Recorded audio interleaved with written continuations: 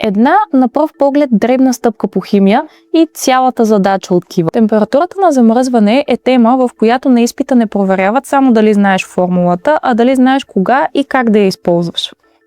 Формулата е К е криоскопска константа. Тя е специфична за съответния разтворител и не зависи от вида на разтвореното вещество или температурата. Тя е дадена, не я мисли, просто я използваме. CM е молалност, молове вещество върху килограм разтворител. Това вече елиминира половината грешки. Хайде да продължим. I е изотоничният коефициент или още наричан фактор на Ван Хоф.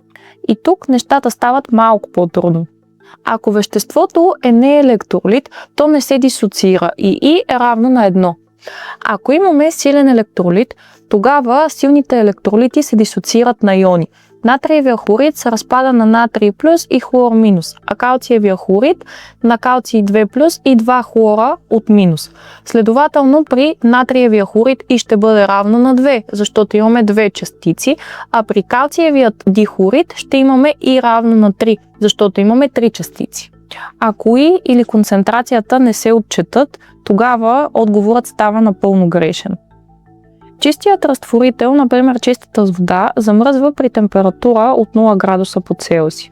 Докато ако добавим към тази вода разтворено вещество, например сол, както правят през зимата, полученият разтвор вода плюс сол ще замръзва при по-ниска температура от 0 градуса, например при минус 10 градуса по Целсий.